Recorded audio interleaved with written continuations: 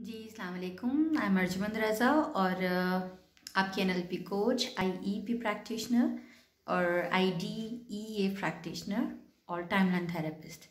बहुत सारे लोगों ने मुझे रिक्वेस्ट की कि डिस्लेक्सी की जो वीडियो है वो उसको उर्दू में भी ट्रांसलेट किया जाए। कोशिश कर रही हूँ। आई होप कि आप लोगों को अच्छे तरीके से मेरी उर्दू समझ में आ जाएगी।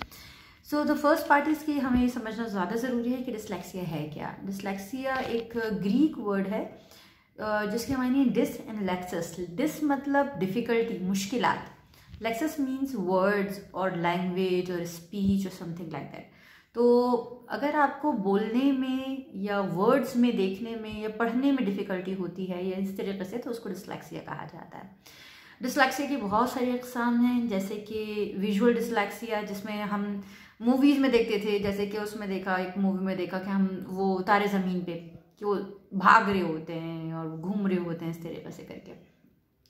अच्छा, फोनोलॉजिकल डिस्लेक्सिया, जिसमें कि हम सही तरीके से ना कैच नहीं कर पाते कि वर्ड जो बोला गया है, हमारी टीचर ने बोला है, वो इधर फॉर एग्जांपल मैंने ये मिसाल उससे पहले भी दी थी, एग्जांपल दी थी कि फ्रेंड्स बोला है या फ्रेंड्स बोला है, तो वो फ्रेंड्स का जो डी है वो उनको सही तरीके से क्लियर समझ में नहीं आता। या स्टिक जो है STICK होना चाहिए या STIK होना चाहिए।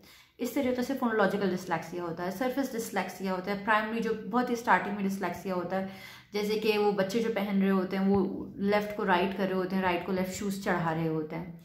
और इसके अलावा सेकेंडरी और डेवलपमेंटल डिस्लेक्सिया होता है, ट्रॉमा और अक्वायर्ड, जैसे कि अगर किसी फैमिली में कोई डेथ हो जाती है किसी फैमिली मेम्बर की, या फिर कोई ऐसा एक्सीडेंट हो जाता है जैसे कि डिवोर्स हो गई या कुछ इस तरीके से हो गया, तो उसके बाद जो है ना वो डिस्लेक्सिया जो है ना रीअकर हो जाता है या हो जाता है।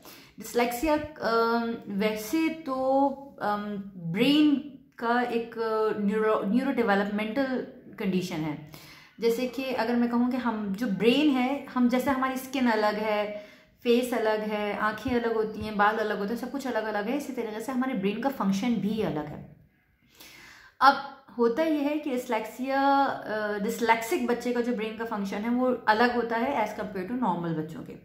हम नॉर्मल लोगों का जो ब्रेन का फंक्शन होता है वो किस तरीके से होता है कि जी, हम लेफ़्ट वाला जो हमारा ब्रेन का पार्ट है वो लैंग्वेज में, जो हम बोल रहे हैं, पढ़ रहे हैं या सुन रहे हैं, साइंस, लॉजिक, मैथ्स, उसको कंट्रोल करता है।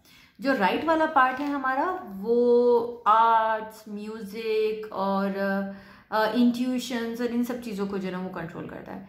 तो होता यह है कि जो ये ऐसे डिस्लेक्सिक बच्चे होते हैं उनका लेफ़्ट वाला जो दिमाग का हिस्सा होता है वो जो है ना उनसे ज़्यादा कोऑर्डिनेटेड नहीं होता। हम बात वक्त ये देखते हैं एग्जाम्पल कि हम ये कह रहे हैं कि जी सुनो तुम रुको, अपने बच्चे को आवाज़ देने कि रुक जाओ, ये काम नहीं करो, आगे गड्ढा है ना जाओ, आगे गड्ढा है ना जाओ, फिर भी वो बच्चा जाके गड्ढे में गिर जाता है। क्या वो सुन नहीं रहा? वो सुन बिल्कुल सही रहा है, लेकिन वो समझ नहीं रहा। या वो बच्चा जो पढ़ रहा है, हमें लग रहा है कि जी वो क्या पढ़ रहा है, वो जो ना वो बैट को डैट पढ़ रहा है, तो वो इस तरीके से करके डिफरेंट तरीके से पढ़ रहा है। वो पढ़ा, उसको उसकी आंखों में मसला नहीं होता, वो देख बिल्कुल सही रहा होता है, लेकिन जो वो मैनिपुलेशन का टाइम आता है ना, जो वो हम क्या देख रहे हैं कौन बताता है? हमारा ब्रेन बताता है। जब वो देखने का टाइम आता है तो वो सही देख रहा है, लेकिन जब वो समझने का टाइम आता है कि क्या समझ रहा है, वहाँ पे आके उसकी मिस्टेक शुरू हो जाती है। तो जैसे कि नॉर्मल बच्चों को जो ना वो कम टाइम लगता है एक जगह से, वो जो सुन रहे हैं वो उनका लेफ्ट वाला हिस्सा फौरी तौर पे ग्रैस्प कर लेता है, फौरी तौर पे कैच कर लेता है, वो फौरी तौर पे प्रोसेस कर लेता है।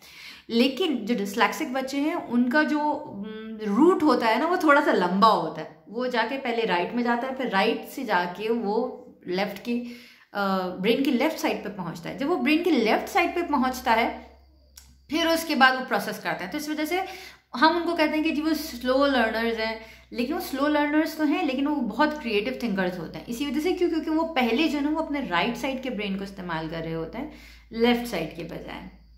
Thank you so much. दूसरा पार्ट जो है इसी वीडियो का, जिसमें इसकी इवैल्यूएशंस बताई गई हैं और इसके थोड़े से सिम्टम्स बताए गए हैं और उसके साथ साथ जो है उसको किस तरीके से कोप करना है ये बताया गया।